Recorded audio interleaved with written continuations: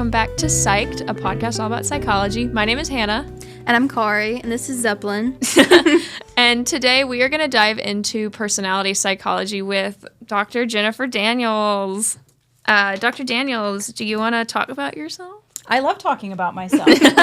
My name is Dr. Jennifer Daniels. I have been at Lyon since 2011, and I'm a social psychologist by training. My degree, my PhD is in social psychology, but my undergrad thesis was actually in personality, and it was actually the first class that I ever taught from beginning to end. It was the first class I taught, like as a big person, and so it's my oldest class that's actually in my repertoire, so to speak. Repertoire. I like that. Was there anything like fun you want to know? Why'd you choose psychology?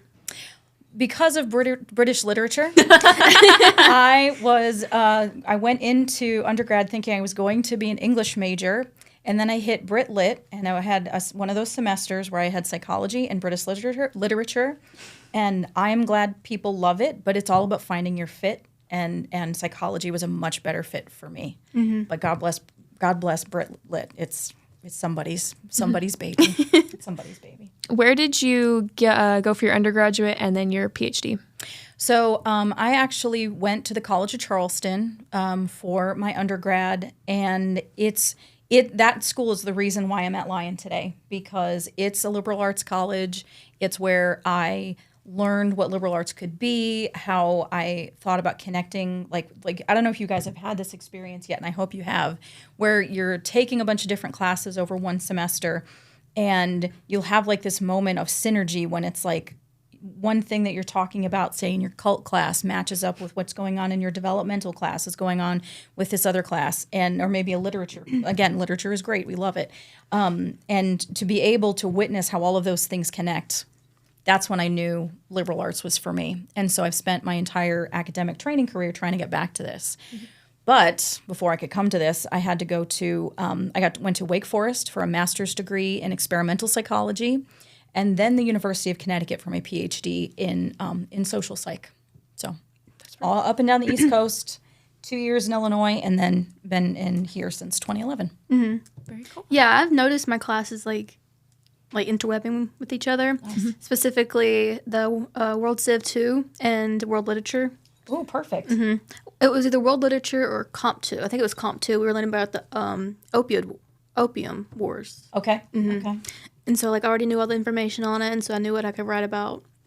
It was really interesting to see, how my classes came together, and also, obviously psychology classes, but specifically the ones I've noticed is cognitive psych and then abnormal. They're, right there with each other. Isn't that exciting? Mm-hmm. I love it. I mean, that's why I do it, so. Yeah, my ethics class from last semester, I see a lot of, ethics principles fall into my forensic psych class. Well, that's good. I would hope so. Yeah. Yeah, no. But yeah, a lot of our, classes overlap. Yeah, I can see that. Very cool. You're welcome. Mm-hmm. You're welcome. Yeah. Zeppelin, do you have any questions? My Silence. cats ask me that, too. I have 3 cats at home and a bonus cat outside. We have Nova, Nebula, Alistair, and then Buster's our bonus cat. That's not ours. That lives outside. Buster the bonus cat. Buster the bonus cat. Yeah, I have Zeppelin, and then I also watch those 2 cats outside right now. Yeah. I haven't fed them yet because every time I go with food, they're nowhere to be found. Yeah. You gotta shake the bag. Mm-hmm. And then he's sitting in the window watching me give them his food. Oh, that's just awful. Are those my foods? Oh. We all have a cat voice that we do, right? We all have a cat voice. Yeah. Mm-hmm. You talk for your animal. That's not crazy. I'm here to tell you. I'm not that kind of psychologist, but I'm here to tell you it's not crazy. It's fine. I think that's actually a question I have written down for Dr. Florky. Yeah, it's good. Is it crazy to do that? Is it crazy to have because he's just like a little man, and this is just want to talk to him like that's that. a little voice. Yeah, we call him, when I first got him, we started calling him Mr. Z. Aww. And so now it's morphed into Mitter. Instead of Mr., it's Mitter D. Mitter Z. Oh, like Mater D. Sorry. Like French. That's the cat voice, is Mitter Z. This is the kind of fun we make for ourselves, isn't it? Yeah. Mm-hmm. Oh, he's so cute. I'll turn his bow tie around. There we go. Now, there is, Gosling is one of the pioneers in animal personality research. He was at Texas for a really long time, But he was one of the first personality psychologists to say that, yes, animals do have personality. It's just a matter of figuring out how to measure it, because obviously you can't take this survey. It doesn't necessarily work that way. Which 16 personality are you? Yeah, he has so much personality. You can't tell right now because he's kind of nervous. He's on camera. He's nervous. But whenever it's like just him and me in the room, or him and I in the room, he is such a ball of energy. He has such a big personality. I feel like that's why I like cats so much, is because their personality morphs into yours. Oh, do you think so? I think so. Okay. Or is it that you select the cat that matches your personality? Like you gel because you're similar? Yeah. Whenever I first got him, my mom did not want me to keep him because she's not a cat person. Sure. And we had dogs, and she didn't know how they were going to react. And so I feel like he kind of morphed into where he could stay. So, like, he adapted. So he was like, you can't get rid of me now. That's the smart thing to do. That's the smart thing to do. I mean, I was never going to get rid of him, but... Right. Well, and I'll sprinkle all this with little tidbits if that's what you want, because there has been research on the personality differences between cat people and dog people, and there absolutely are differences between cat people and dog 100%. people. Not that one's better than the other, and it's dog people, but that's fine. Not that there's one that's better. Really? But there actually are personality differences. So, like people that are self-professed dog people tend to be more agreeable. Like on the Big Five, which I think we'll talk about a little bit, they tend to be more agreeable and a little more outgoing. But that sort of matches with the animals that we like too. Right. So that makes sense. Very cool. Well, speaking about personality, that is about today's episode. That's what today's episode is all about. Last night, because I didn't do this proactively, but Cari and I took four? Yeah, I was like 5, I think. 5 personality tests online to see if Dr. Daniels could like read our results and tell us a little bit. Not like tarot cards. Yeah, not like It's tarot that card kind of reading. She's not like reading our. We talked about palm reading actually in the first episode. And I read it wrong, so like we thought it was actual psychology, and we were both very Freaking out. confused. Yeah, I was like, wait a minute. I was like, wait, this is an actual thing. Like, I was like, I was lied to. Holy crap. But no, we took some personality tests. Okay. We took 16 personalities, the Myers and Briggs. Okay. It's like the online version. Okay. We took the True Colors, which is the 4 colors. Yeah, I took that a lot. My eyeballs did that accidentally. I took that a lot in high school. We took that in my engineering class. Shout out Mr. King, my engineering teacher. He would make groups in engineering based on your color. Oh, so he took us to that level. Yes. Okay, that's interesting. And then we took the Big Five, which I have never heard of before. I haven't either. I've never heard of that one. What? Yeah. Or the adjectives on there, like the words on there. I had to like read into them. Yes. Okay, interesting. I'm curious to hear about that in particular. And then we also took the interest profiler, which puts you into a career. Oh, that's so nice. It's like career profiling. And then for funsies, we took the 5 love language test. Oh, I actually really okay. I have opinions about all these things. Okay, all these things. Oh no. Yeah. Are you okay, buddy? I guess he's nervous. Okay, it's okay. Everyone can get a little camera shy. So which one do you want to go over first? Do you want to do the colors one? Yeah, we can go over the colors one. Okay, let me. I print out my papers because I'm a little extra. There's a lot actually. I presented like all my results and like read into them and everything. I got way into this. Okay, I have mine. So, do we just want to like say them and talk about them? Yeah, I'll let you go first. Okay, so the first test that we took was. It was just called the colors test, but I'm pretty sure sometimes it's called the 4 colors or true colors, whatever. The 4 colors that it was between was blue, green, gold, and orange. Okay. I don't know what any of the other ones mean, but the color I got, my personality type is what it says, is gold, which says, I am very detail-oriented and love to plan ahead. You are very predictable and responsible, which gives you a sense of security in life. You rarely do anything that's unpredicted or unplanned. So that's mine. I'm not saying they're inaccurate, but that's pretty accurate. Yeah. I was very surprised by mine, not by how it described me, but by the color itself. I got blue. And I'm just reading off of Google because I forgot to bring my paper with me. So it says, people with a blue personality are often warm, sincere, communicative, and caring. They're also known for being idealistic, imaginative, and enthusiastic. What were some of the items that you had to answer? Do you remember?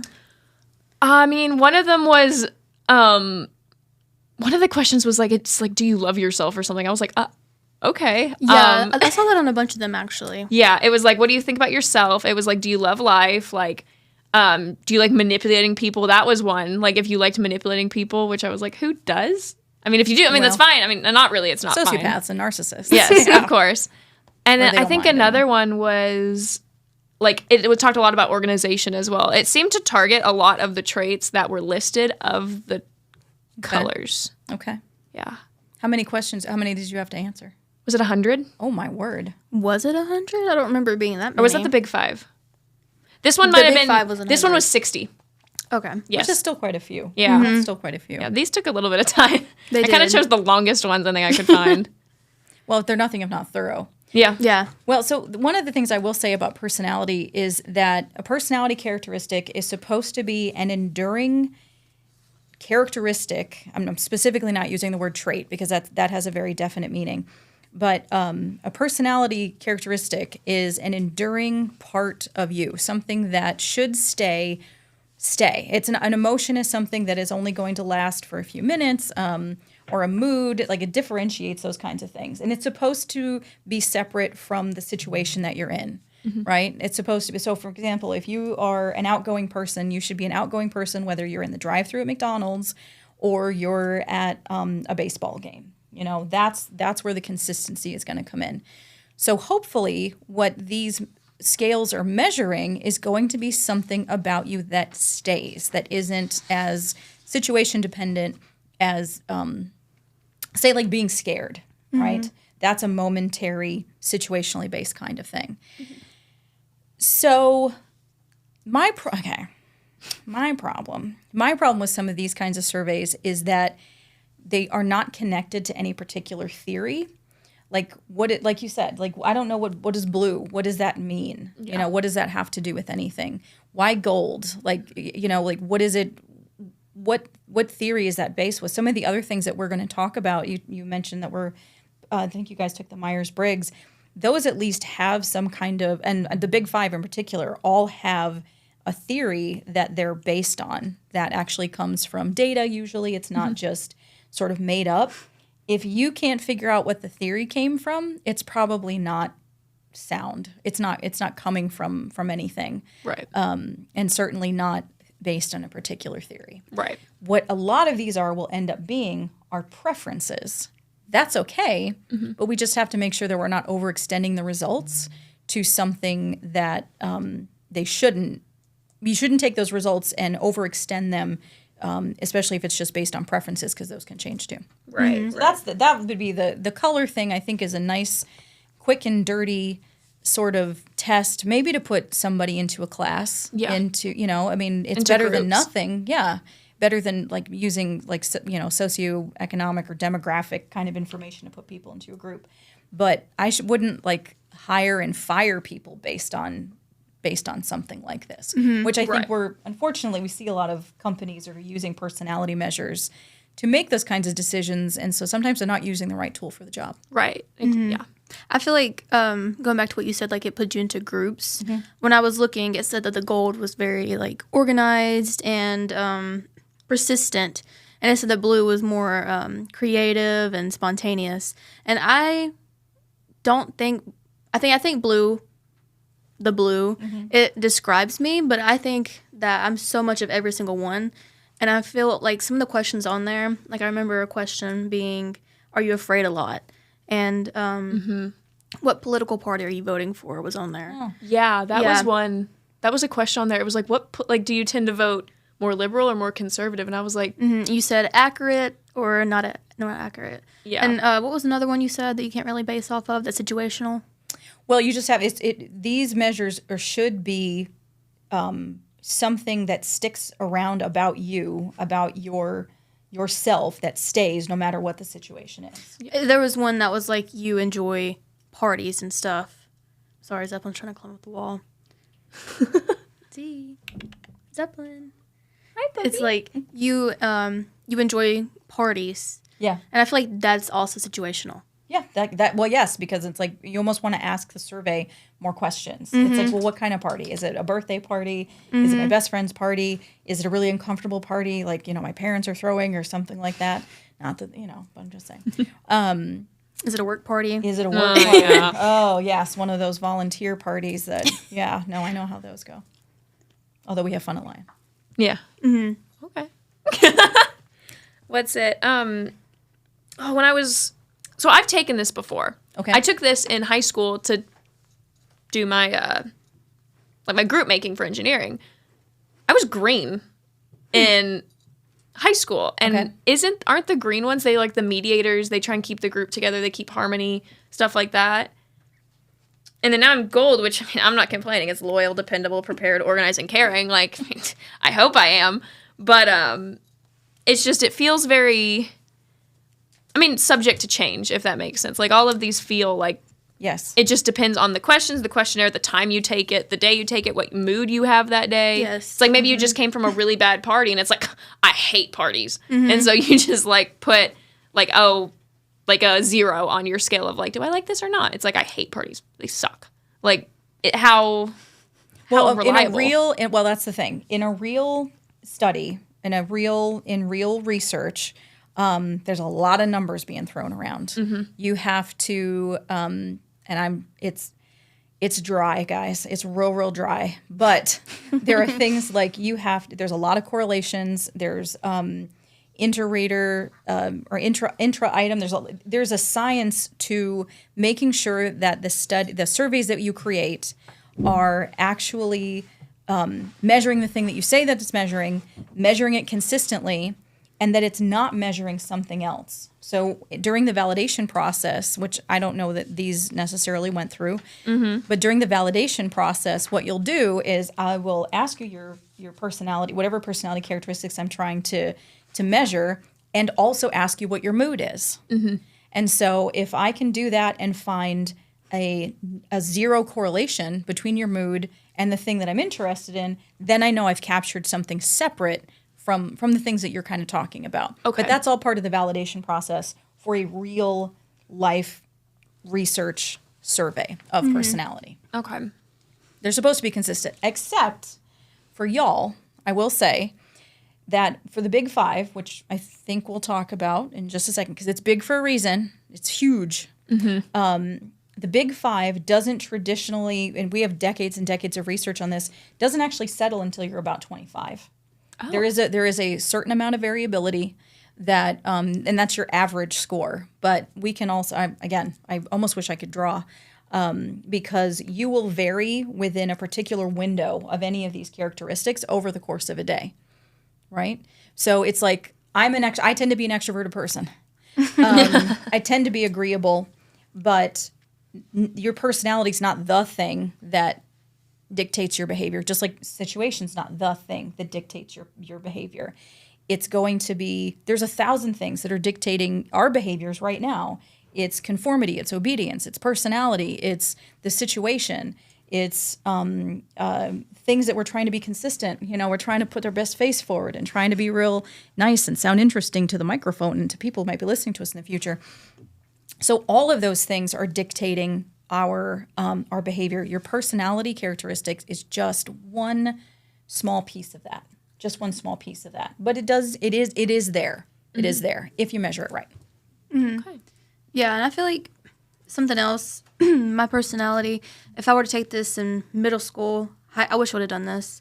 Middle school, high school, and now. Because middle school and high school, I was so focused on being like everybody else. And then coming here, I don't want to be like everybody else. That's cool. Yeah, in middle school and high school, I just wanted to be in that group. Very everyone has that group. Very mentally appropriate, yeah. Because if you're in that group, then no one looks at your flaws or no one looks at your mistakes. But if you're outside that group, then they tend to point those out a little bit more. That's fair, yeah. And growing up a socially awkward kid, the funny one that no one really got.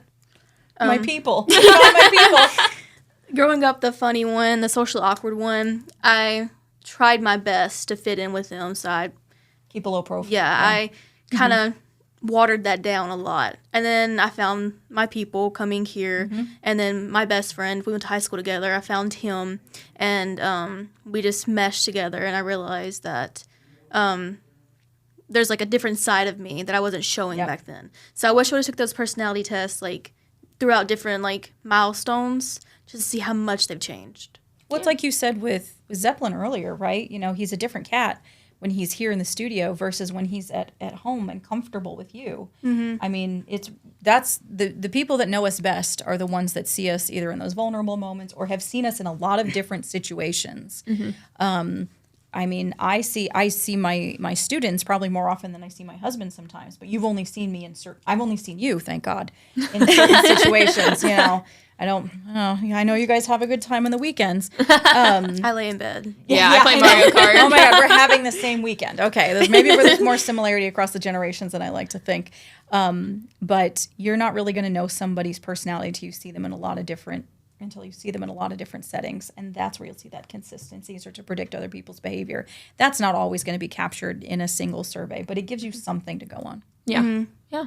Well, you mentioned something that might segue us to the next test, relationships, and about how we interact with other people, specifically romantic relationships. So do you want to kind of give us the rundown of what the 5 love languages are, what it's about, what you think about it, and then we'll go over our results. I think the love languages is a really good example of a survey that measures preference, and I think that's totally fine.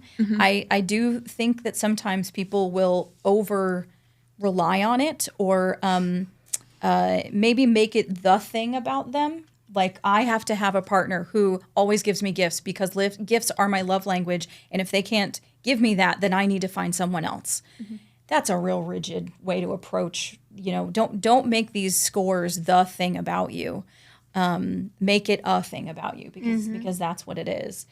I know for me personally, I've been with my husband. He was my first date, and so I don't have a lot of experience out of. I mean, and I was younger than you. I was younger than one of our hosts here when I met my husband, and he was my first date, and so we have actually. Our personalities, the only reason we're still together today is because our personalities have kind of grown sort of together. But when I met him, I did think that gifts were my love language, 100%. I was like, no, you need to know what the perfect gift is for me.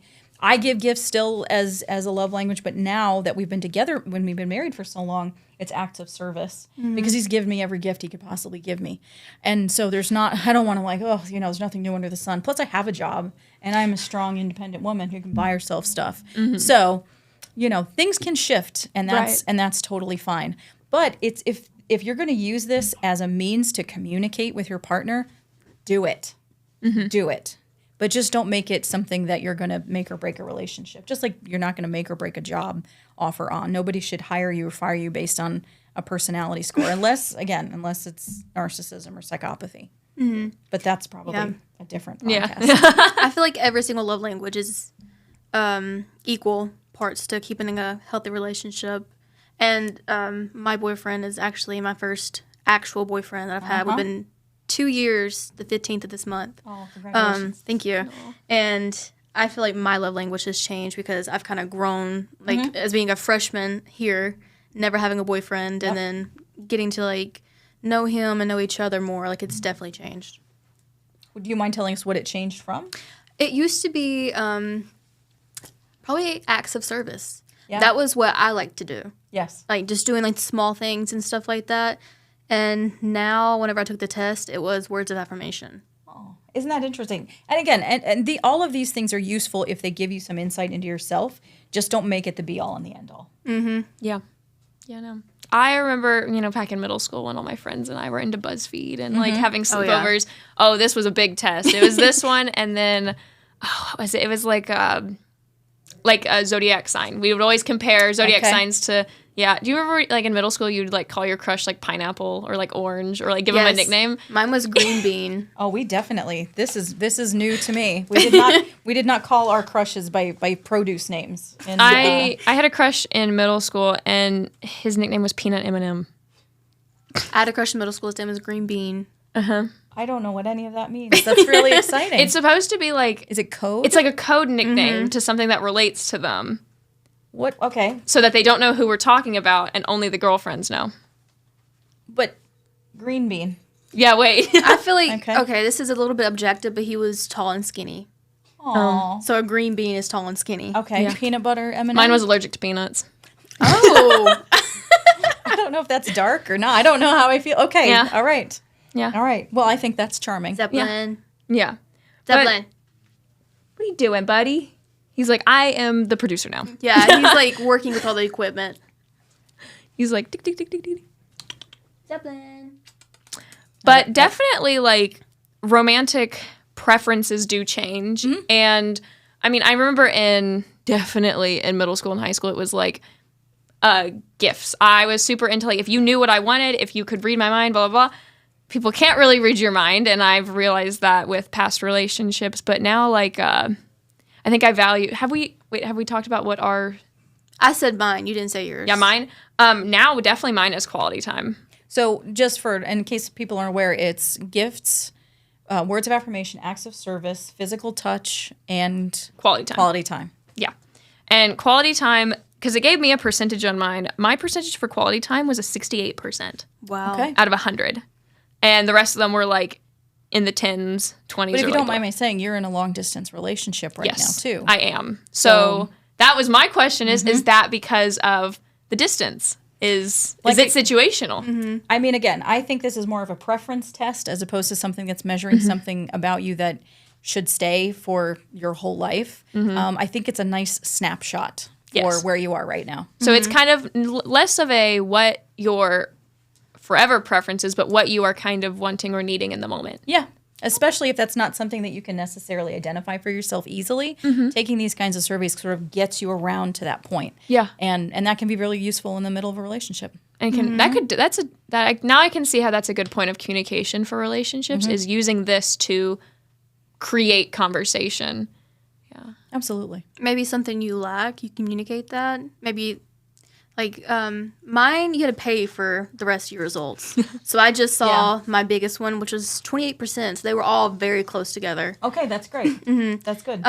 So yeah, they were all very close together, but I'm not in a long distance relationship. And I mean, it's like medium distance. He lives like an hour away. Yeah. So all mine were like in the 20s together. They were all very equal. more or less. Like, That's I'll very take what I good. can get. No. No, yeah. 2 time zones away. No, but like that's She's fine, guys. I'm great. She's I'm fine. great. I'm doing well.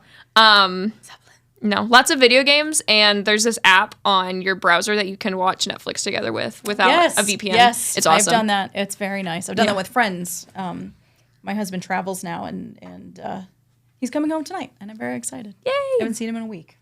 Zeppelin, get out. I'm trying to there, convince please. my boyfriend to because we watch One Piece together when we're together. Yes. Uh-huh. But he doesn't want to watch it when we're apart, and so I'm like, what if we use this to watch it so we can watch One Piece? Because I got to get through that. We're only on episode like 300, and there's like I know. There's like 1,500 I was of gonna them. say you're not even happy. Yeah, we're like 1/5 of the way done. We got to get going. I've never heard of that. Oh, interesting. One Piece is amazing. I would watch What's it. it about? Maybe tell me that after. Yeah, I think that's. If you know, you know, right? I mean, I Yeah. feel like that's a long. I like the convo. laugh, Jason. Yeah. We can talk about that later. I wish he was on the camera right now. He just looks very cute, sitting there with do. his bow tie. You look very distinguished. Your cat or your producer? The cat. Okay. Yeah. He's like very serious. Okay, which one? Do you want to do the Myers and Briggs or you want to do the big 5? Because those are going to be the 2 chunkier ones. Chunky. Let's go with Myers and Briggs. We think we have the same one. We didn't Okay. tell each other though. So, based on what... Okay, do you want to explain Myers and Briggs to the people? So the Myers-Briggs Well, we get your is stuff. it's used very often, and if you at least the last time I checked, you have the ability to take it through the Career Center. I don't know if so you can reach out to Patrick Lynch to ask him about if I'm sure he has lots of surveys and career inventories and things like that you can take. But the Myers-Briggs actually has its roots in Jungian psychology. So you know who Freud is. Mm-hmm. One of his contemporaries was Carl Jung, and he had a theory for how personality is structured. And the Myers-Briggs iteration later has turned into the thing that you see today. And I think it's nice because it gives people that nice acronym at the end that you get an INFJ, or I think I waffle between INFJ and INF. The other one, Introverted? P. It is P. No, I'm not introverted, am I? No, I'm an I E. don't think you are. No, I'm not. I was going to say there is No, that's way. true. No, I am not.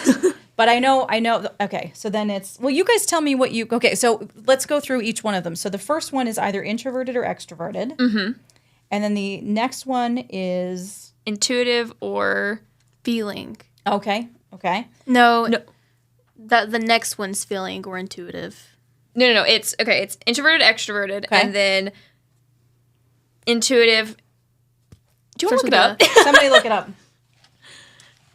Okay. Because I thought People at home are like, we've already looked it up. we've already looked it up. We know it. We know what ours is.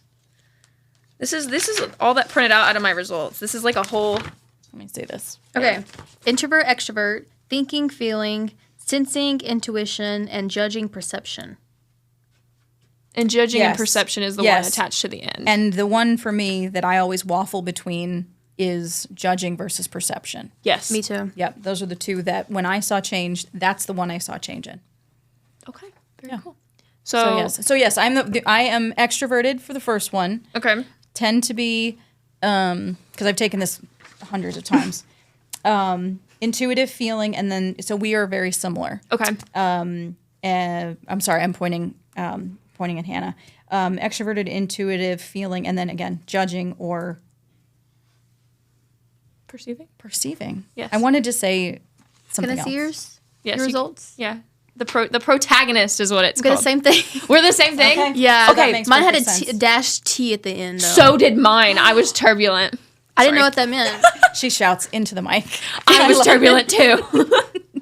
I don't really know what that means, but I just thought it was cool. Yeah, and then Dr. Yon said that she had the T like sometimes and not sometimes.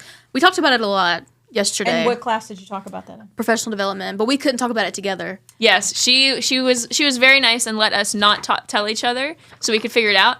But based on what she was saying about like the small clues and what I was saying, I was like, yeah, we're the same one. Probably. Yeah, Probably we were talking gonna about run like the characters and stuff, and I was like, she definitely got the same thing I got. Well, because they're at the back of the 16 personalities is actually a lot of fun. It gives you people that you are like. Yes, I thought that's fair. Yes. So who are you like? So- I guess both of you are like Who are- these people. So you don't even need your stuff. I could just Yeah. pull this up.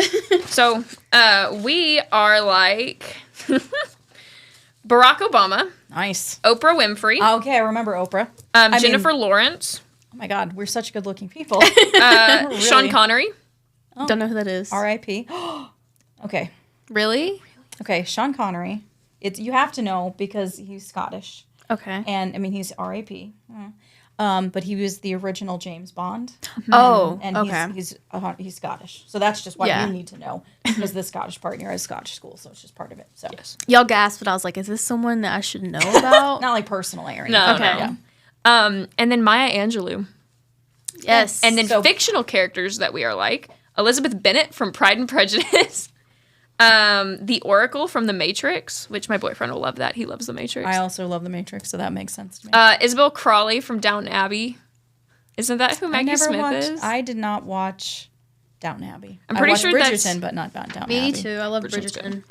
And then we are like Daenerys Targaryen from Game of Thrones. my God. It's a I good love character. So one thing I will say about a lot of these online studies is one, make sure if you're doing one that they're not simply mining your data. So make sure that it's like, you know what I mean? Like, Yeah. they're like, hey, what's your political leaning? You know, make sure they're not asking you these questions just to get information from you and that kind of thing.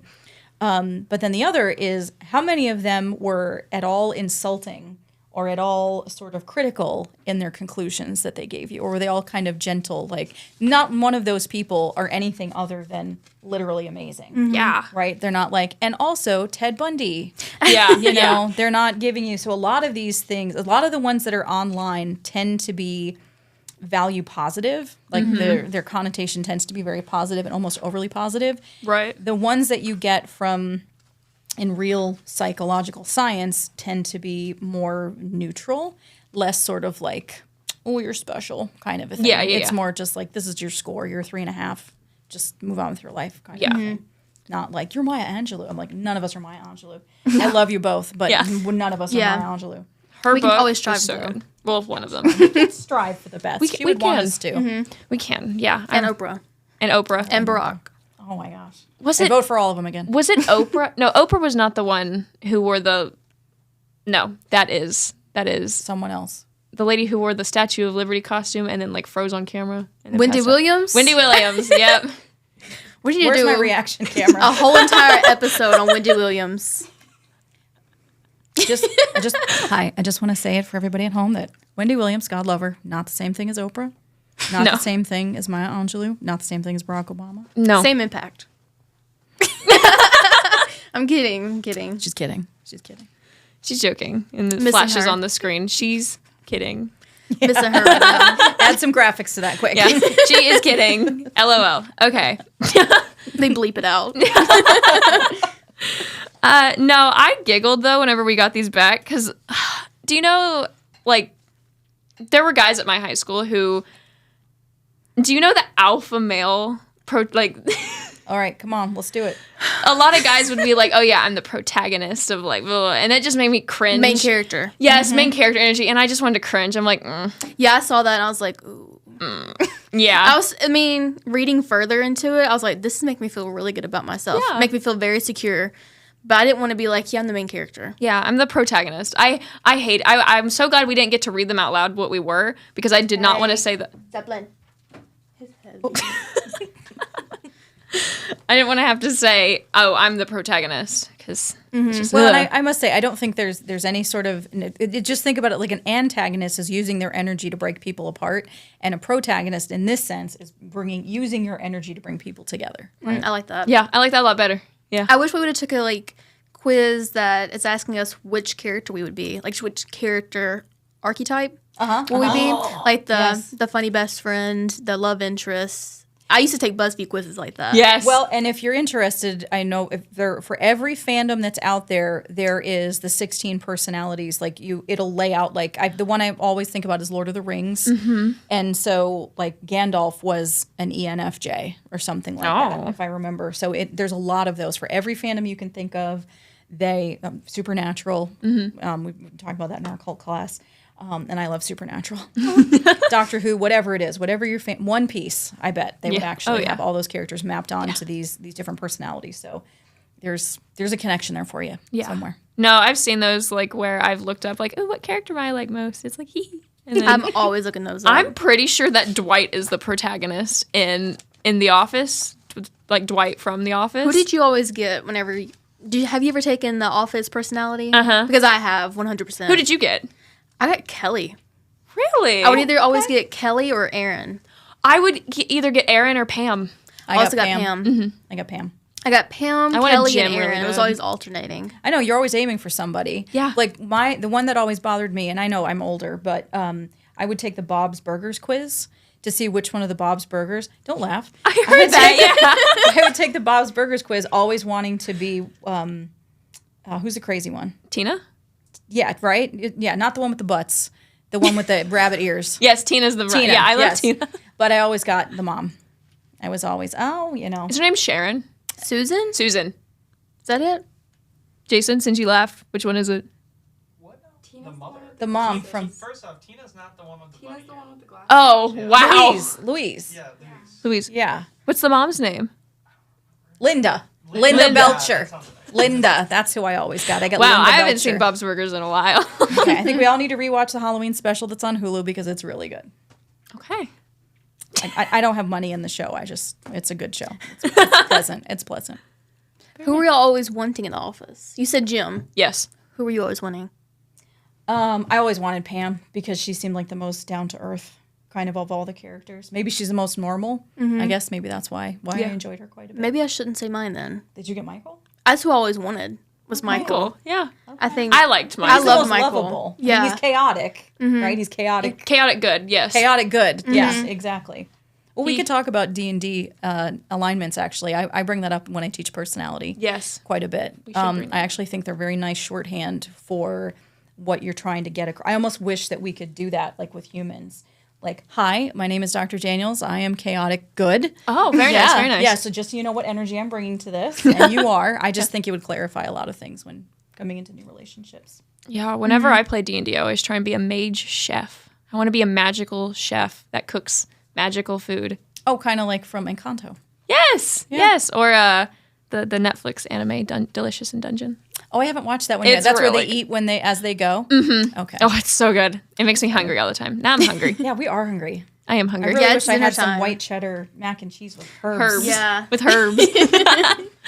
What's it? But yeah, I mean, this is used a lot. And I remember speaking to my mom about this one a little bit, just because about like, oh, like how accurate is it? And she's like, it's based on theory and on science. So it's more than More like so, yes. true colors or, you know, what office character are you? What type of bread are you?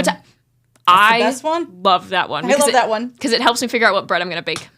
It's like, oh, focaccia. Okay, great. We'll make it. Or a croissant. Another personality test I've always taken, we should have added it to our list, was the character personality. Oh, And it okay. shows you like what percentage you are of like characters from so many different platforms. I always got Jess from New Girl. That was always my top one. That's okay. And I was You very could do happy much about worse. it. Yeah, Yeah. that's a really nice option. I got don't know what I would her. get. and- Yes. No, I know what you're talking about because it gives you that whole list of random. I always got Christina Yang from Grey's Anatomy, which always blew my mind because I never think that I'm like Christina. Yeah, but remember you were a gold. Yeah. Yeah. I got Jess from New Girl. You see New Girl? I've seen bits and Love New pieces. Girl. I have She's friends got that a like good it. vibe and a good aesthetic. Yeah, too. yeah. So, What character do you think you'd be most like? Like out of everything you've seen, Jess from New Girl. I mean, Miss Frizzle. Miss Frizzle. Yeah, I can see that now. I used to have students. Oh, God bless them. He'd be like, "Do you know who you remind me of?" And I was like, "No, but you're going to tell me." And I would always get the progressive lady, not just Flo, the progressive Oh. lady. Okay. And I was like, "Thank you, thanks. That's super." I like I that. like Miss Frizzle though. Yeah, Miss Frizzle. She's a teacher. She's getting it done. She's taking you inside bodies. That's if I could shrink us down and put us into a cat's, well, not a cat's body, and obviously not Zeppelin, but like some other cat. Maybe him, so he'd stop messing with stuff. He's just looking. Zeppelin. Just looking. Well, the only other thing I do want to say to make sure that we talk about is that the key thing to remember with personality measures is they're not abnormal. They're not measures of abnormality, right? They're measures of normality. I talk to psych majors, I always point out that our personality class is the mirror image of the abnormal psych class. Yeah. Right? Because it's how people typically are, not atypically. So even if you get like for the Big Five, which is really literally called the Big Five because it's been tested all over the world and it's been found basically existing in every language. It's been translated into almost every spoken language, been found globally. Like these are the Big Five personality characteristics that we seem to be able to capture in people across cultures and stuff like that. And so the Big Five it's ocean or canoe, depending on which body of water you want to be in. Yeah. But ocean is, the O is for openness Yes. to experience. And now can I spell ocean? C for conscientiousness, E for extroversion, A for agreeableness, and N for neuroticism. And then you also have the opposite of those, of course. Everybody knows that the opposite of extroversion is Introversion. introversion. And then the opposite of conscientious is just low conscientious. Yeah. The opposite of agreeable is just low agreeable. The opposite of which one? Which am I? Agreeable, conscientious. Anyway, the one I'm trying to get to is neuroticism. Yes. Because the opposite of neuroticism is emotional stability.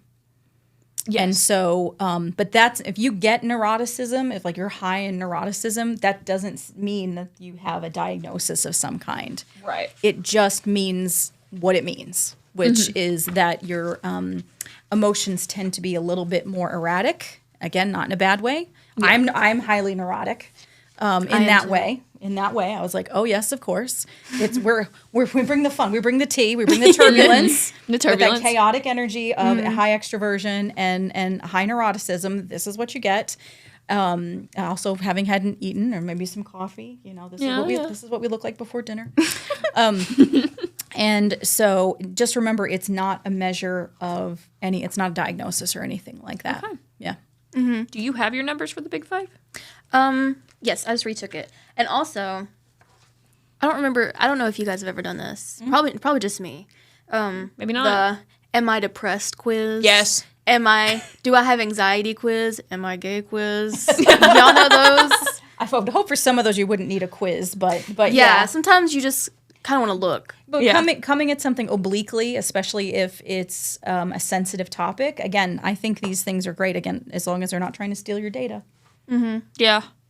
Yeah, that's something you said the opposite. You notice and ask nothing about mental health at all. Yeah. It doesn't ask if one thing makes you more anxious than the other, if your emotions go back and forth. It kind of just ask you, like, how would you react in this situation? Yeah.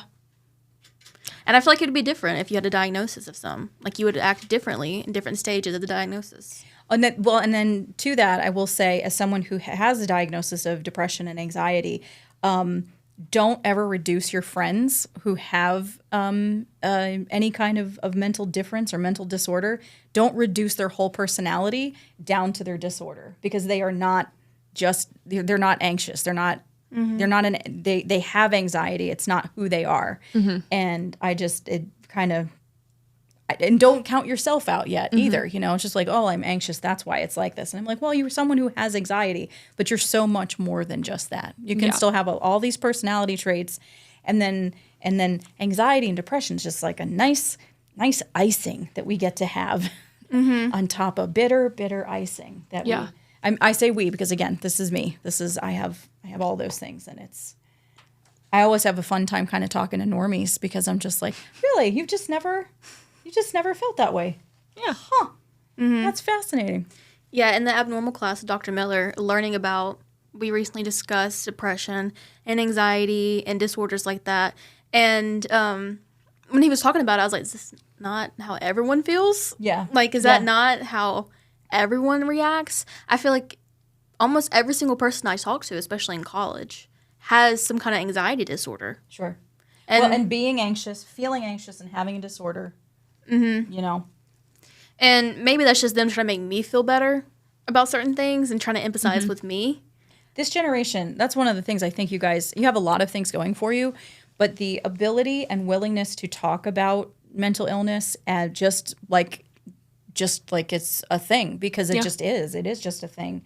And that was something that we were kind of when I was your age, like just starting to sort of talk about, but it was still something that I'd take like, you know, a quiz in a magazine, because we didn't have the internet quite to the extent that you guys do. I'm like, I don't know, am I depressed? Let me ask this magazine if I'm depressed. And the fact that it's even a topic of conversation amongst friends now is just, it's great. It's great. But again, it's not your personality. Yeah. You know, it doesn't have to define who you are. It doesn't have to be the thing about you. Right. We are all a myriad of wonderful things. Right. It is a nice thing about our generation that we talk about our feelings, because I can like hop on Discord and call my friends and be like, guys, the crash out is beginning, and they're like, okay, what's going on? And we're like talking about it, and like The spiral has begun. The crash out, whatever what your generational term for it is. Yeah. It's beginning, and it's like, okay, like how can we fix it? And it's like the only thing that can fix it right now is 3 hours of Dress to Impress, like on Roblox. Okay. And you can work through it and you can talk through it, and it's something that I think is definitely unique for our generation. Yeah, I think so. Specifically for like, not unique for like college students, but specifically for students of highly cohesive groups. maybe not like cults, but like highly cohesive groups of people who understand the same feeling you're going through, which is mental struggles. You know, it's nice. And finding your safe people, because that's really who you can be your ultimate self around. Yeah. Yeah. And that is so freeing. And that's a really big deal, because it's very, it's exhausting trying to be tight and trying to not be the beautiful, you know, awkward, socially awkward, funny, but amazing, you know, inside jokey women that you see before you today. Yeah. It's way more fun out here. Yeah, I feel like I find that within the psychology department. Because all the professors have their own quirks. Yeah. And I feel like that's in the best way possible. Yes, I agree. Each of you are different, but like you match to our personalities. Everybody We has mesh. somebody. And that's our goal too, is that everybody's got a somebody. A somebody. Yeah. Yep. We don't have to connect with everybody as long as you've all got one of us. Yeah. Yeah, and back to the generational thing, anxiety and depression has run in my family for generations. It's been passed down, and it's been different for like grandparents that maybe have suffered, Sure. and then like parents that have suffered, and then down to like me and my siblings. It's just so different how we each cope with different things, and how we all feel towards different things. Because I'm not a firm believer of medication over therapy, but I do firmly believe in therapy. Yes. And the older generation does not. Which is a missed opportunity. They will typically just be like, you know what, I'll just take a medication. And I feel like therapy can be the step before that big leap. Sure. And as the taco gif says, why not both? Yeah. Yeah. That's something, TMI, that I wish I would have indulged in before starting medications for quirks and things like that, was talking to a professional. And Never medicate your quirks. Yeah. Never medicate your quirks. Don't ever take any medication or go into therapy because somebody else thinks you're weird. Do it because you're having a hard time, not because somebody else is having a hard time with you. I want that on a T-shirt now. Don't medicate your quirks. Yeah. Yeah. Yeah, it was just like things I thought everyone did. Sure. Like you guys don't, have to. I'm not gonna go into detail. Okay. But maybe Like little rituals and things? Yeah, sure. like you guys don't have to turn your steering wheel 3 times. Yep. In order to protect yourself or protect your family. Yep. That's not normal. It's not typical. It's not typical, and it might get in the way of things. So I can see why one, but that's also. But it's also what makes you interesting. That's what I'm saying, like a quirk. Yeah. Yeah. Yeah. It's like a fun little, what is it? Party thing? What is Party it? trick? Party trick. Oh, A yeah. cool little party trick. Well, and I think that's a good point to kind of pull personality into it, is that everybody is different and not just their personality. It's also their quirks. And everything that makes them up is not just their personality, but it's everything in them. Everything. Yeah. It's not just like, are you extrovert or introverted, or like, how are you in this situation or this situation? It's also like what makes you you. It's not just your personality. It's not just your protagonistic traits. It's okay. It's everything that makes you. So personality is kind of like just like this little like. It's just one piece. It's just a little piece of the pie, a little piece of the Cari pie. Why fit into the cookie mold when you can like break out of it? Yeah, Just like be the whole. just be the whole pan. Just be the whole pan. I love a pan of cookies. Like a sheet pan of cookies. A cookie cake. Oh, we're all hungry. Yeah. Yeah, you said taco, and I was like, I couldn't focus on what you were saying. Tacos. Yeah, cookies and tacos sound really good. So break out of the Like the cookie cutter. the cookie cutter like houses. You guys have seen that. Like the neighborhoods that like every single house is the same. Right. Like in the cookie Truman cutter. Show. And the people that yes, That's a good Yes. movie. Yeah. and the people that live within the houses are the same. I don't know. Break out of that, because you're not just the protagonist. Like if you have every single person that's in each of these houses on this neighborhood on this street is the protagonist, it's gonna get very annoying, And boring. very fast. And boring, yes. It's just gonna be going in a circle of us trying to help one another and nothing getting accomplished. Yeah. I'm not here for it.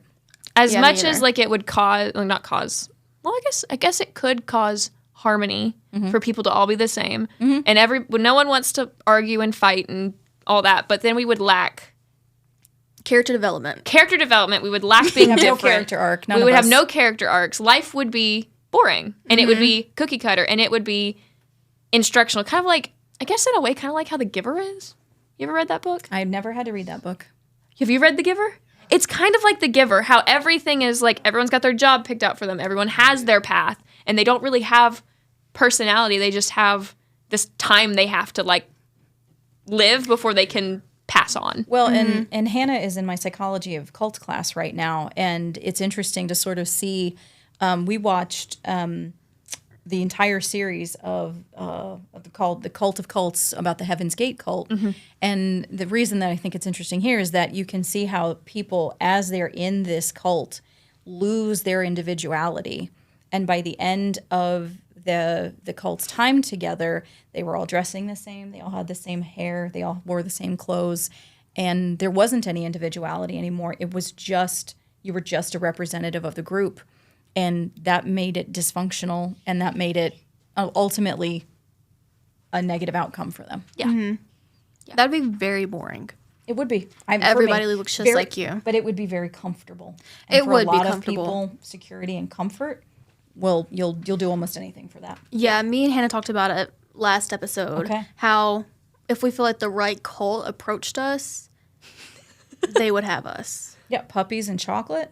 Okay, I'm in. How much YouTube can I watch? All of it? All right, fine. Just a group full of women encouraging each other. Oh my God. I'm in. That's basically Midsummer. Midsummer. I was about to say that. I recently watched it again after a couple years, and Yes. I was like, she kind of had it made. I know. It hits different. I mean, as an older woman, it hits different. She had it made, really. I mean, she was the May Queen. Everybody loved her. That's why she smiled at She the had a end. group of feeling and like people who understood her finally. Yes, they felt her Screaming with her. pain. I was like, I kind of. We should have That's a not that podcast bad. of all just of us screaming into the mic, and then other people at home can scream into their mic. I And wear we a can bear just suit. feel- That's insane. I'm sorry. It is such a good movie. Though. That is it's a good bad movie. Yes. If that makes sense. Yes. Like I would not recommend you like sit down and have a family movie night with No. watching Midsummer, but Don't it is accidentally watch that. yes. We had a dorm family movie night. If my friends from my freshman year are watching, we had a dorm family movie night. And I went, let's watch Midsummer. Why not? And then you're like, oh, this Yeah. is what Hannah's like when she's at home. Yes. Yes. Okay. Yeah. Okay. My boyfriend, he was like, okay, I'm going to let you pick the movie this weekend. Okay. And I picked Midsummer. And that's his first time watching it. Yeah. Okay. I was like, yeah, I'm going to pick Midsummer. And then it's one of those movies too. I mean, if you're a certain kind of woman that you just watch him watch the movie, you don't want to see this hit you. Go ahead, watch the film, watch what happens. And I saw everyone defending her boyfriend, Christian.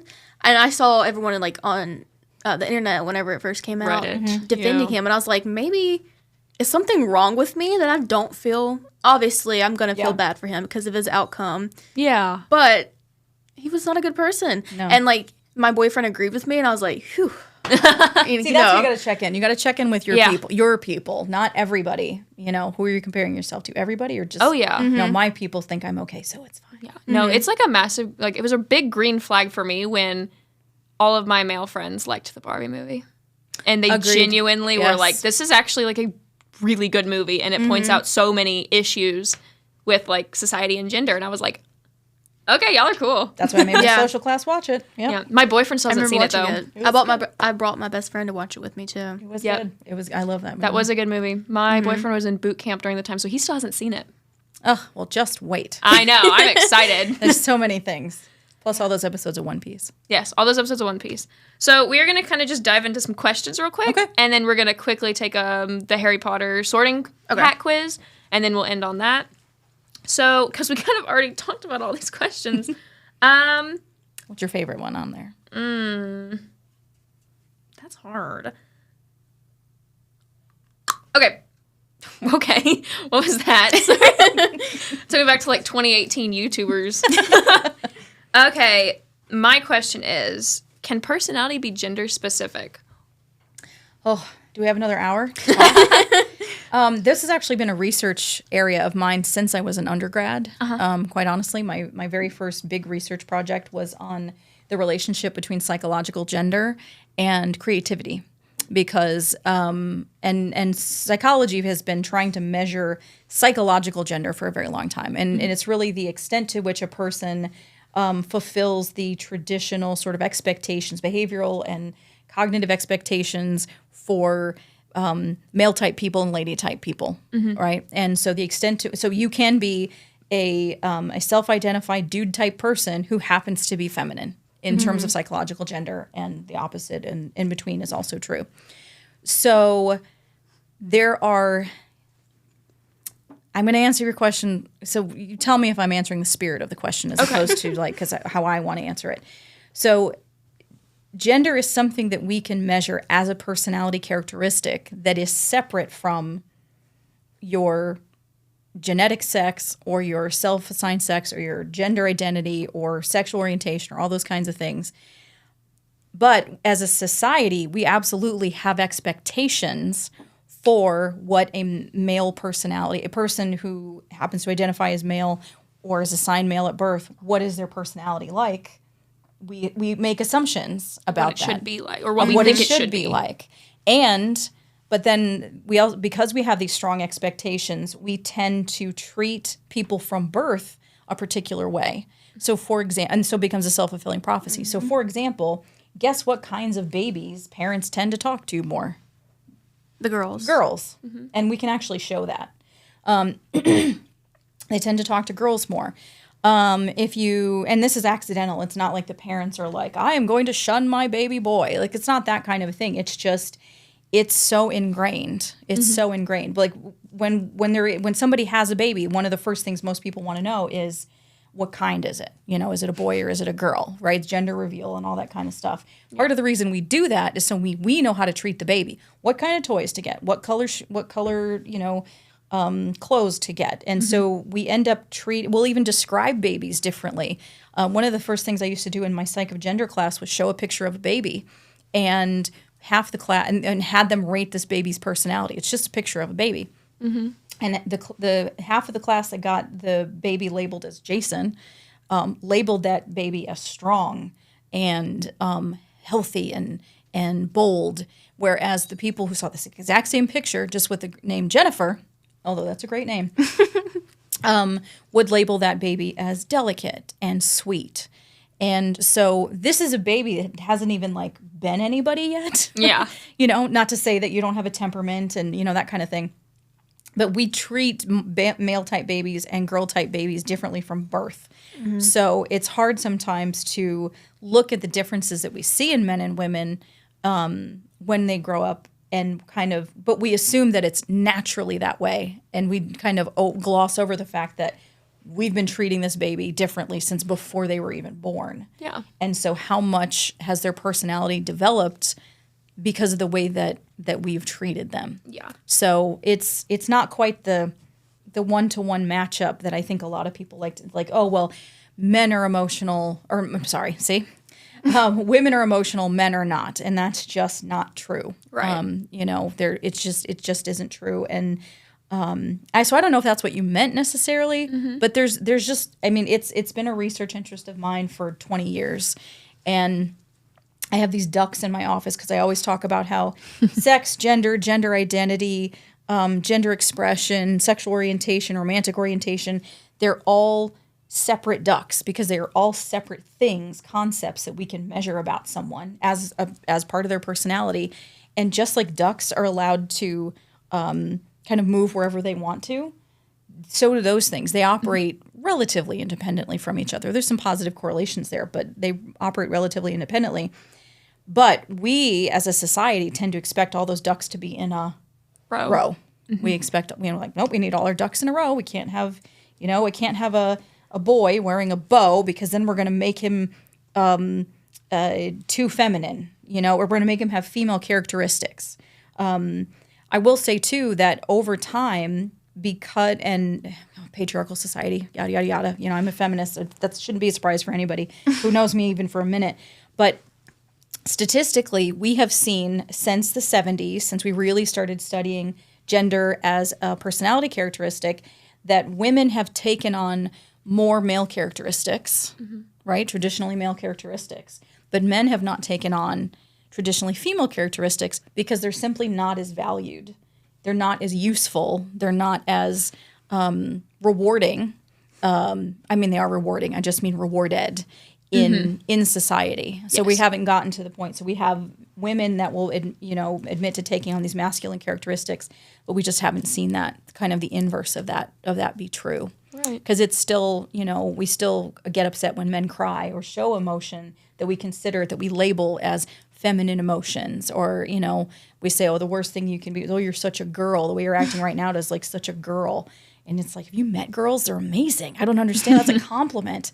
And so we can limit each other in terms of the kinds of personality, the aspects, the full breadth of personality characteristics that people can have is everything. But we still have some frames that we put around certain ones that's only being lady type people and only being dude type people. And that's a very social psych plus personality psych response. And I think that's why I am both of those things. I'm a social psychologist, but who's been trained by a personality psychologist. And that's why I've been interested in gender for the last 2 decades. Right. And do you believe that maybe kind of these like societal pressures, what we put on gender, has limited people on who they could become? Oh, yes. And that's actually sort of, Sandra Bem was, she really pioneered this work in the mid 70s. And she really talked about it in terms of lenses of gender, that people who are seeing the world through only a masculine lens or only seeing it through a feminine lens are really limiting themselves. Right. And they really, in order to be a fully functioning human being, you need to have access to all your faculties. Yeah. And all of your capabilities. So don't limit yourself. Be everything. And happy Find Your Rainbow Day. Yes. Yes. So It is a big day for today. It's Happy Find Your Rainbow Day. It is World Mental Health World Day. Mental Health Day. Kind of like this is our shtick today. This is it. This was a good day to record. Do you guys remember, I think it was last... Please get on the table. Last Find Your Rainbow Day, they posted about it, and there was an uproar in the comments. I do remember that. Yes. I don't want to get too into it because I was also in the comments, but I was fighting back the people. Yeah. There's a lot of fear, and people are afraid of things that they don't understand, and that's, you don't need to be a psychologist to know that that's true, unfortunately. Yeah. I'm scared of spiders. It's but much like differences in gender and facets of gender, spiders are normal. Yeah. And they're spooky. And they can spook people. Mm-hmm. But they're completely normal. They're completely normal and mostly harmless as long as you're nice to them. That's true for people It's too. kind of like Hannah. people Yeah. too. True for people. And I feel like it's just so different because I grew up with a, not a traditional Southern mom, Okay, but I had a traditional Southern dad. I get you. And those two personalities kind of going back and forth to each other.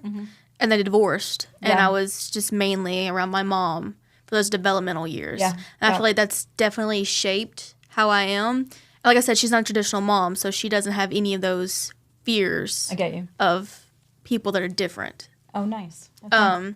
So I feel like seeing other people from the South that have those fears, first of all, you're grown, you can educate yourself. Second of all, like, I feel bad for them that they didn't have the opportunity to grow up being accepting of everyone. They kind of just shut themselves off. And Well, we're there's like, less of an excuse for that these days because of the internet, because of social media. I mean, years ago you could grow up in your little area or your little country or your little town, or, I mean, it's global. It's not just in the South, and never meet anybody else. Yeah. But nowadays, is that playing it down?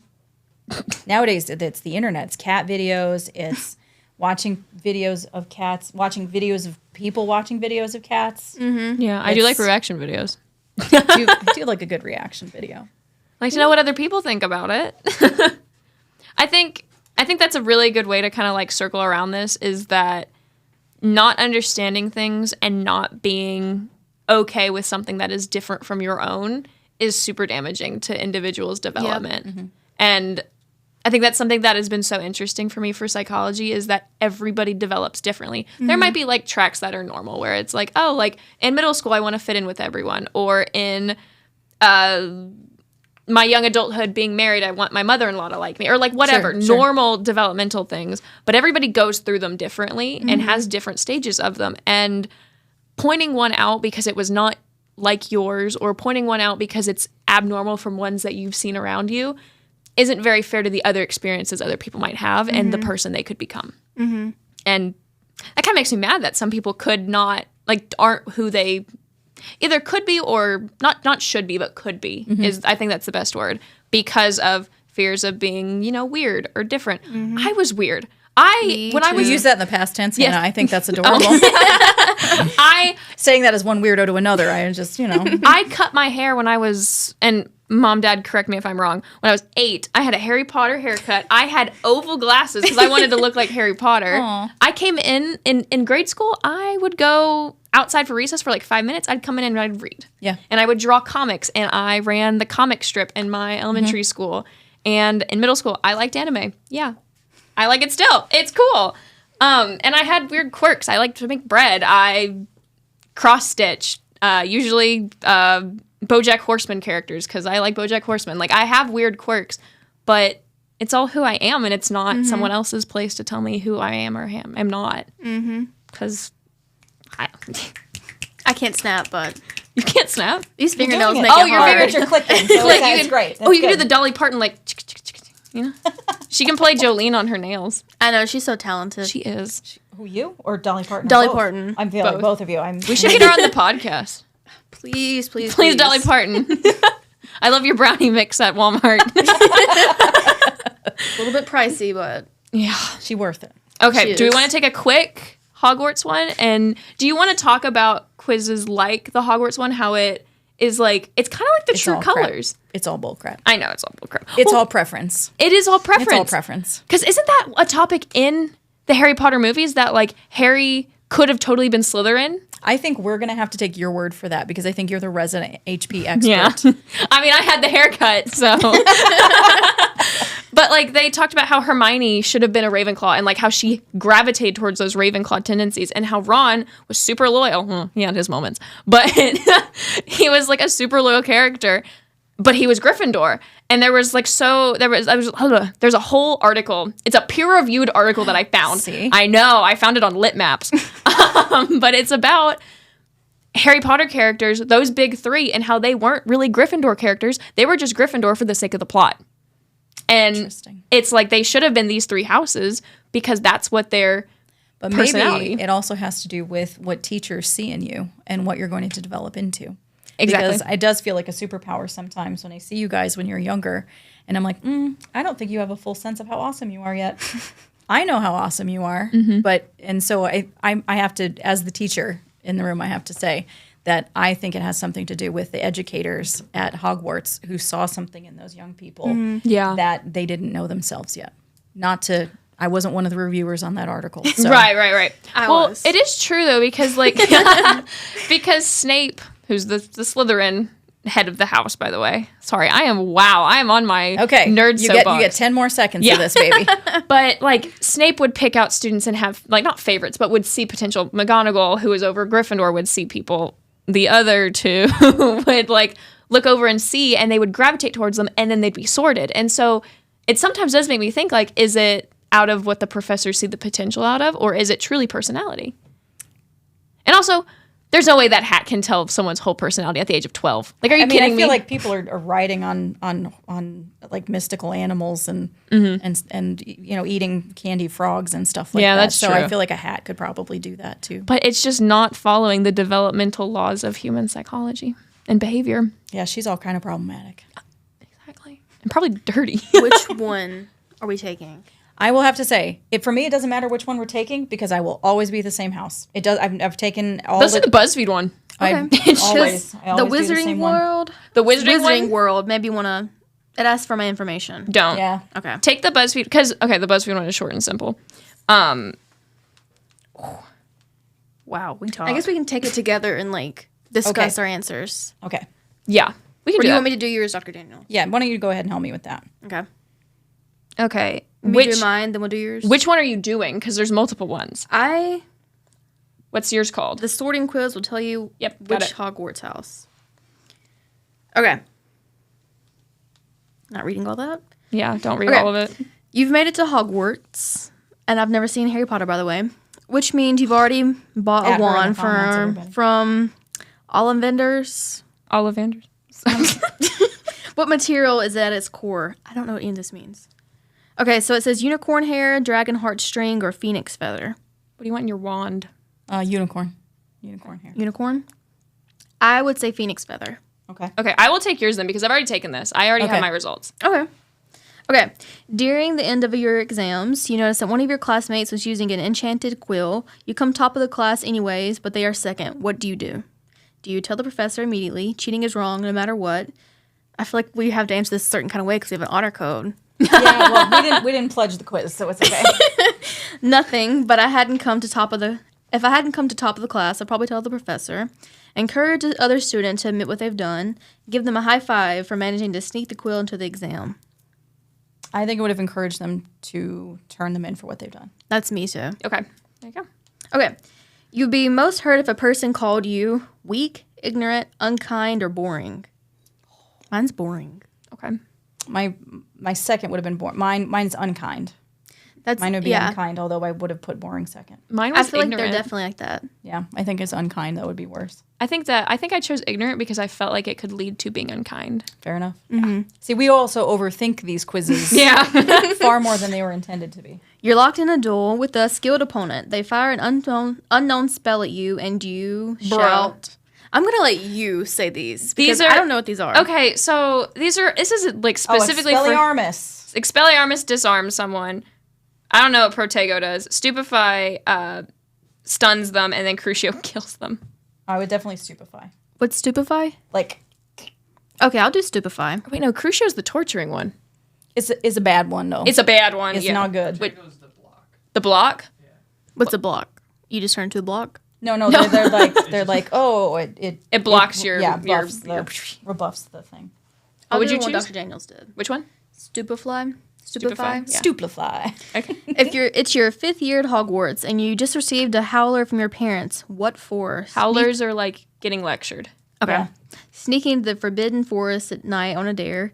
Getting caught cheating in the divination. It's a test. Okay. Being put in detention after I was caught in the library after hours. Nothing. I'd never do anything to warrant a howler.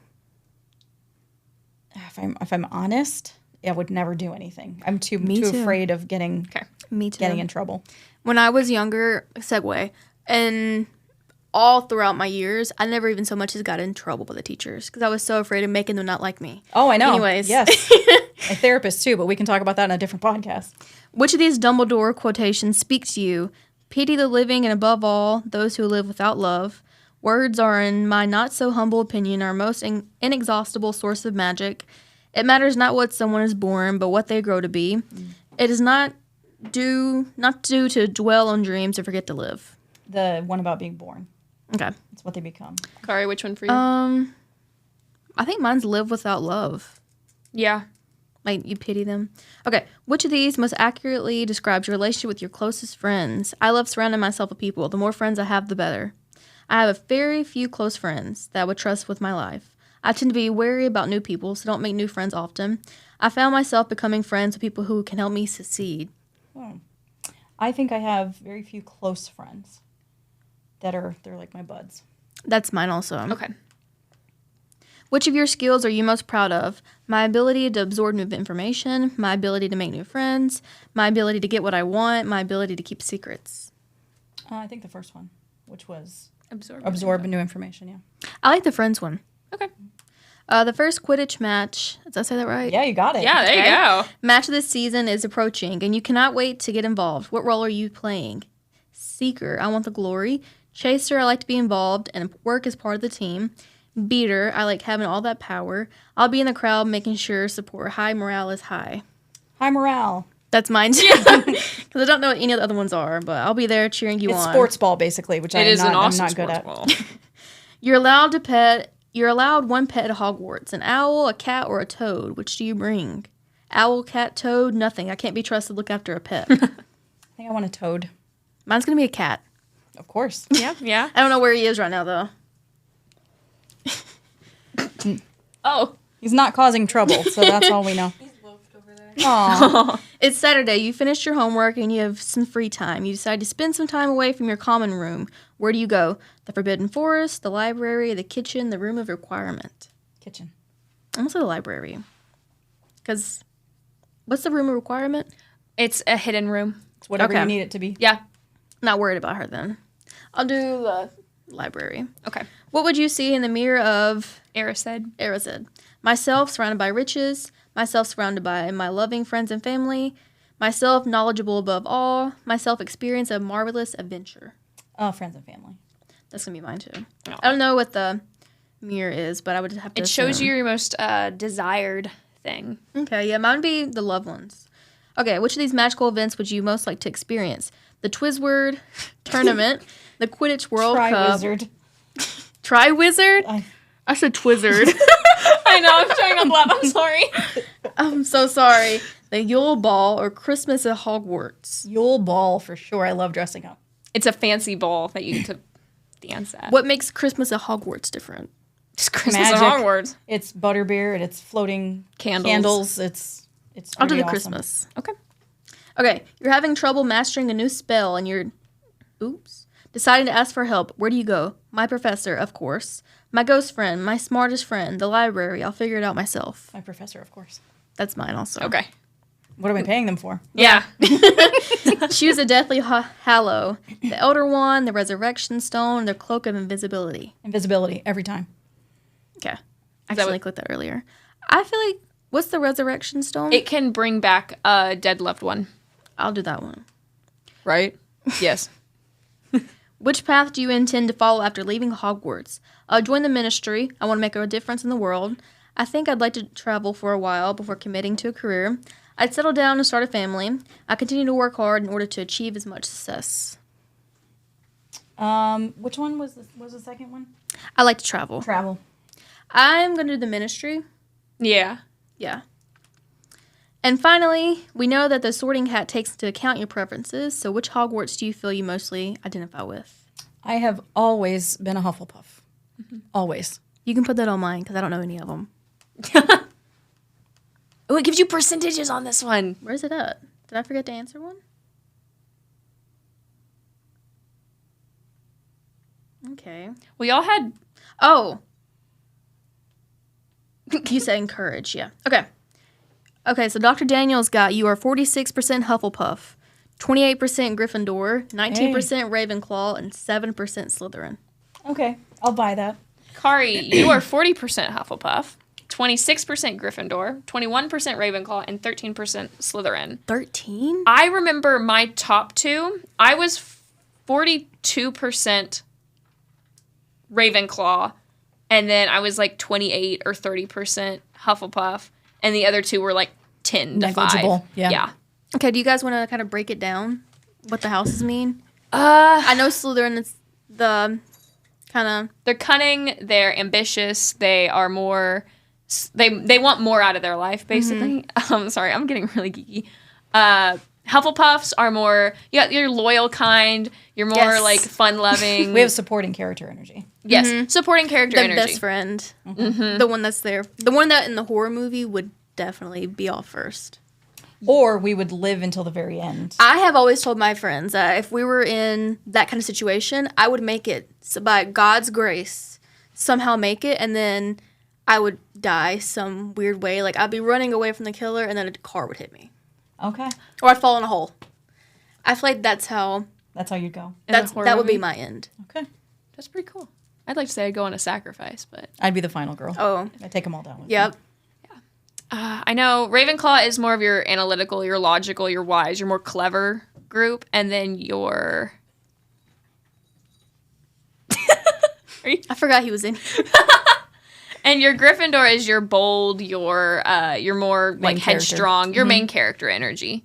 So, I feel like you got Ravenclaw. yes. Okay, I feel like that's fitting because you, like, plan the podcast and stuff like that. Yeah. It in gold, it lines up with some of your other measures. And I'm kind of a just here protagonist. to lead some conversations, to make some jokes. I'm very close to Hufflepuff, though. My boyfriend is very adamant that I'm a Hufflepuff. He's like, no. He's like, whenever you're like not in a school setting, whenever you are Hannah, Just you. Yeah. you're a Hufflepuff. He's like, Yeah. but when you're in school, you put this Ravenclaw mask on. I'm like, oh, You gotta do what you gotta do. you gotta do what you Code gotta do. switching. Code switching. Code switching. Bring me back for that one. I will. We will definitely. Have to. We have to. Especially with the political stuff. Yeah. Oh yeah, I should have a post politics. Yeah. Anyways. But Well, that was very fun. that was very fun. It was very Yes. nice to hear that y'all are Hufflepuffs. We're a group of We're pro puffs. mostly Hufflepuffs, sometimes other, and sometimes. Zeppelin, what are you? Yeah. I feel like Slytherin. Slytherin. He's Yeah. very cunning. Jason, what are you? I'm a Ravenclaw. You're Ravenclaw? Yeah. Cheyenne. You don't know? I'm a Hufflepuff. 67%. Your cat has Whoa. Instagram. You're Hufflepuff. Yeah. Bunch of Hufflepuffs and Ravenclaws. When I was taking the Getting it done. quiz, We get stuff done. We get exactly. stuff done. Exactly. when I was, one of the producers has a cat Instagram. It's Hammer. That's his name. Hammer Bean. Is that Yes. was that what his handle is on Instagram? Hammer Bean. Okay. While All we right, were I'll look taking for it. the, He's about to get a follower. while we were taking the quiz, I got a notification that Hammer shared a post. That I is was like, that is yes, definitely finally. a Hufflepuff thing to do. Yeah, I have his post notifications on. Oh, yeah.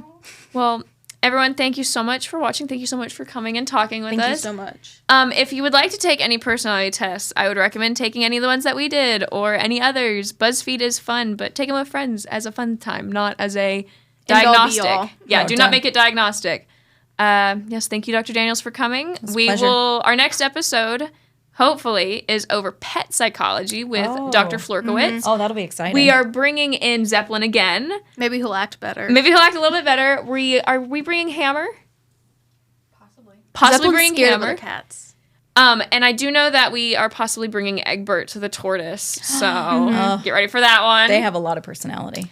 But Eggie yeah. has a lot of personality. Eggie has a lot of She hates me right now. I think I'm on her like hit list right now. Her, Tell her tortoise, little tortoise, not yeah, turtle. That's why. See, That's probably why. can't call her a turtle. No, But- Hannah behind you. The cat. That's Oh, hey, bud. But no, thank you for coming. Thank you, Cari, again for being an awesome host. Thank you. Thank you, Zeppelin, Hannah. for being a good boy. And Zeppelin's new co-host also. New co-host. Yeah, no. Thank you. Did you just hear a dog? Did Yes, anybody I else heard a just hear cat and a dog. Oh my gosh. All right. I think that's a Okay, sign, yes, guys. yes, that's a sign to go. Okay, thank you for watching, and tune in about a week or 2 weeks for our next episode. Okay, bye.